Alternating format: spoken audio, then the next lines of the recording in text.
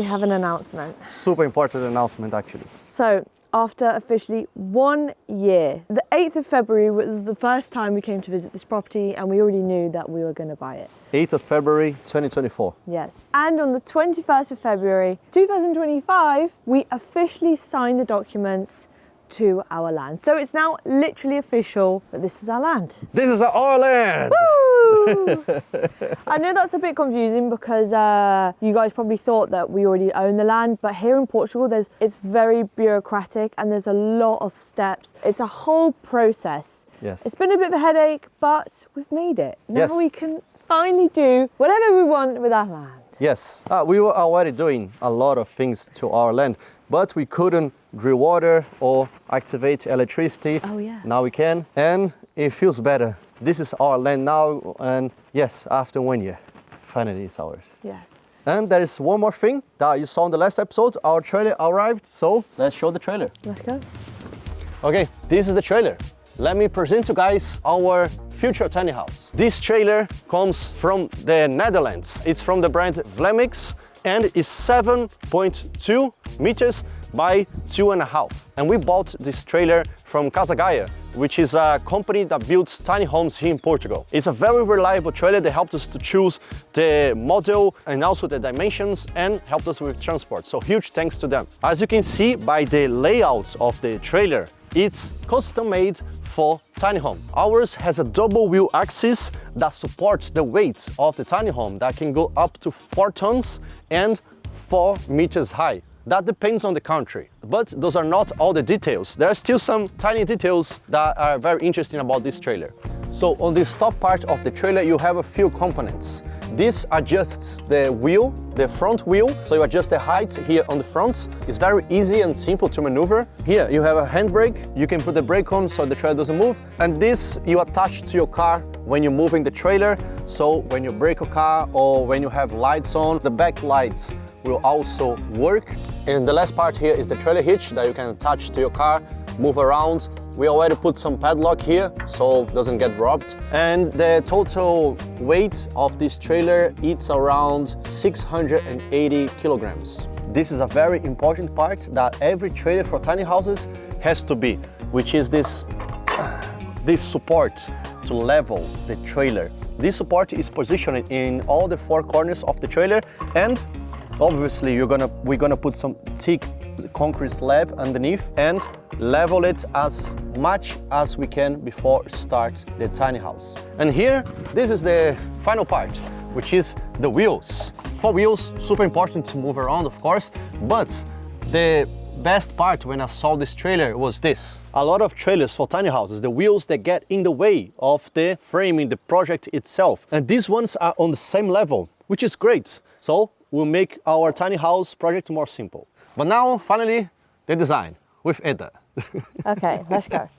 So the concept of the tiny house is obviously we're going to keep it simple. This is our first build, and as you guys know, it's all about optimizing the space that you have.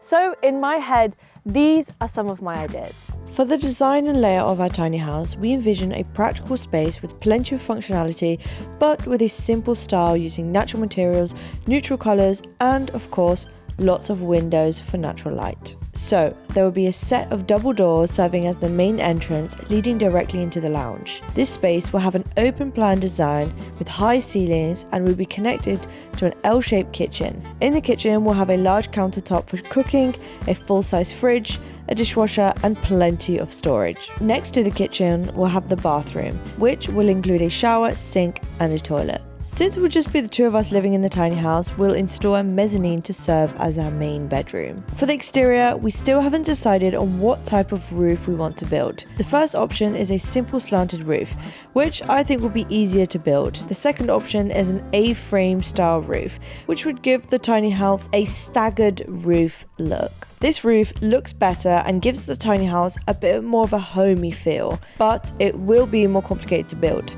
Let us know in the comments below which roof you guys prefer. Okay, so those are the tiny house concepts, but now, as you can tell, the winds ripped off the tarp because we didn't fix it in place. So what we're gonna do today is get on top of that roof and drill down this tarp. Let's go. Let's work. Let's finish this.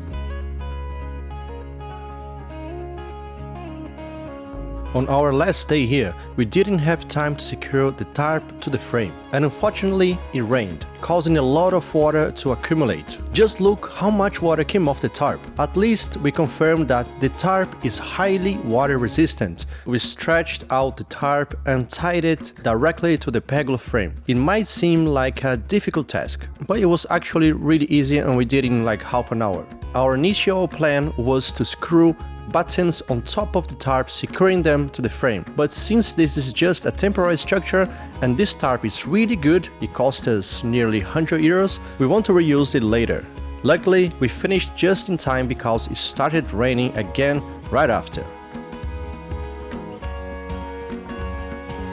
Well, finally we finished our structure. The solution that we found for the tarp was to tie it to the structure itself. We didn't want to drill or make holes on the tarp because we want to use it in the future. It's a good tarp. And after a night of rain and wind, it's pretty good. It's actually held up pretty well, and we kind of were too scared to get on top with the OSB boards. Yes. And because it's such a temporary structure, we just thought, hey, if we have to retie it when the wind blows it, then yeah, we'll do that. But now, the moment we've all been waiting for is to finally start building a tiny house. Yes. Today's the day. Today's the day, and we start with a very important thing, prices. Throughout this entire tiny house build, we're going to be 100% transparent about costs so you guys can get a real idea of how much it takes to build a tiny house like this. So far, here's what we've spent. The trailer itself cost 5,916 euros. Transporting the trailer to the nearby location was 307 euros. And because the truck that transported the trailer couldn't get up our driveway, we had to hire our neighbor with a tractor to move it to the exact location. So this cost us another 40 euros. That brings the total so far to 6,263 euros. Our goal is to build this tiny house for under 30,000 euros. So, first things first, let's level the trailer.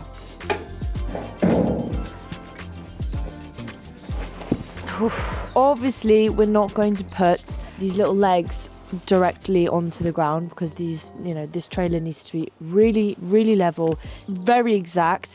So what we're going to do, we're going to put these leg supports on top of this concrete block. So we've got a 50 by 50 centimeter and 5 centimeter depth. So it's going to be really strong. It's going to be able to hold the weight of the tiny house when it's finished because it's going to be a couple tons. So let's put that under here, level everything out, and then we'll be good to go to paint.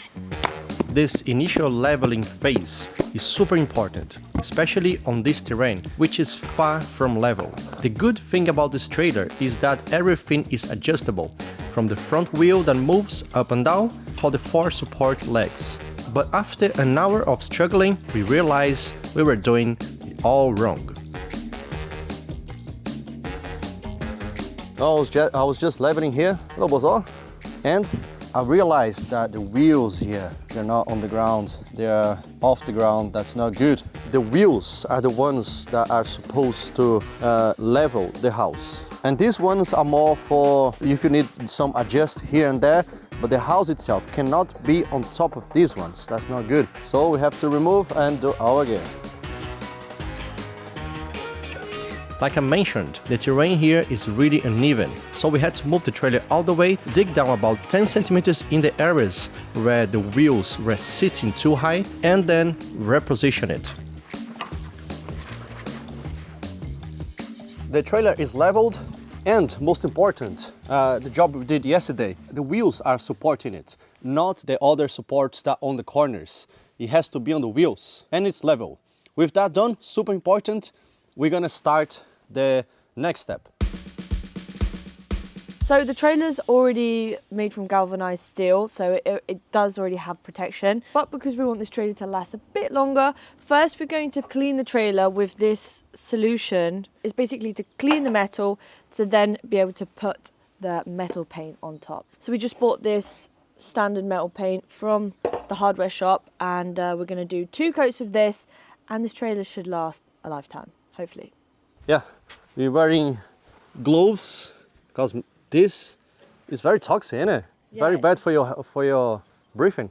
Yeah, you need to. I think it would be better if you used some kind of mask. But we're in a very ventilated space, so I'm not really worried about it too much. But definitely think it's better to buy some masks. Yes, yes. And first positive point of our structure is we don't have to work on the sun. Imagine it's hot today and working on the sun like that or in the rain, so it's worth it. Yes. All ready to start? With the paint we got, we should be able to paint 2 coats of paint, and it will be very satisfying to watch. So just enjoy the time lapse as we're gonna turn this into black.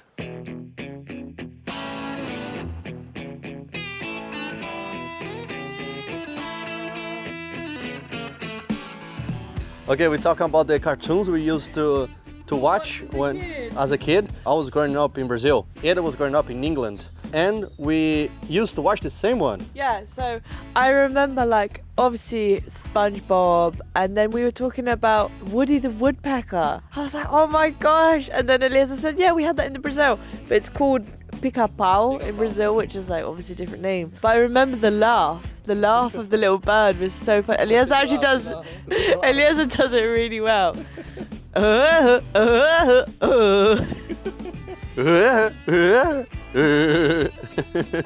Back to work.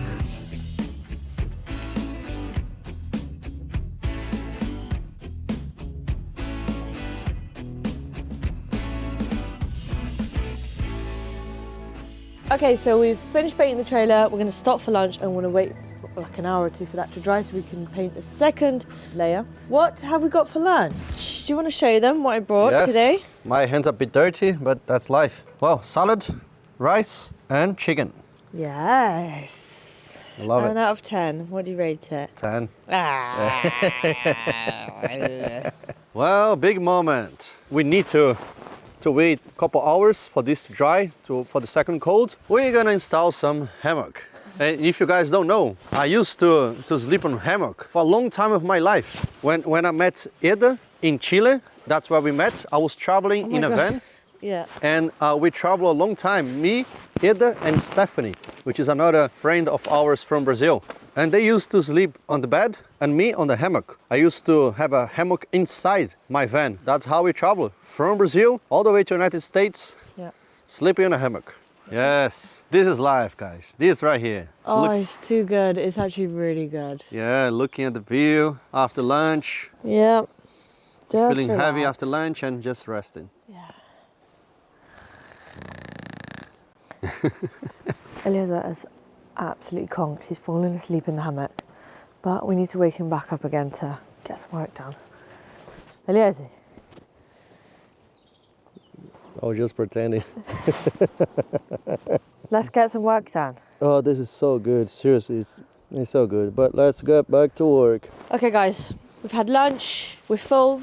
We've waited about 2.5 hours, and the paint's touch dry. So I think we're going to whack on another layer, and then we'll be good to go. So for this not to be boring, I'm going to clap my hands, and it's already going to be done. After 1 hour, it's ready. The second coat has been applied. Well, I'm really glad with this kind of matte black color all around the trailer. The trailer looks more like ours now and looks more like, yes, we're doing a nice job. We're gonna make a nice tiny home over here. Some parts we didn't do, like this part here on the wheels. We just felt like not doing it. Also this part here at the back, because we didn't want to cover the brand, and this part for the license plate and the lights will be much complicated, and we just felt like, okay, we're gonna have opportunity to make this after if you want to do. I'm super glad. Really good job for us. Really good. The first of many steps to complete this tiny house is done. So the leveling and painting, and you know what they say, a good project is always in the prep work. So we're prepping. Now painting this trailer just saves it from getting rust spots, or I don't know. Yes. I think it was worth it painting. And it looks so much better. It looks so much more customized. It looks so much more, it feels like our trailer now. I can't explain it. Yeah, and about the leveling, we noticed after painting that it needs a bit better work on the leveling, because it's not perfect. I don't like it, you know, we don't like how it looks now. Yeah. And that's something for the next video. And guys, you're about to see us making the floor, insulation, framing, everything. Ooh, I'm so excited. So I can't wait for the next episodes. So see you next week. See you next week. Total costs so far: trailer 5,916 euros, transport 347 euros, paint and painting materials 63 euros, 9 concrete pads 77 euros. Thanks for watching. This was the first video about the tiny house. It's gonna be videos every week since we wanna build this tiny house in less than 5 months for less than 30,000 euros. Just before you go, subscribe, so we see you next week.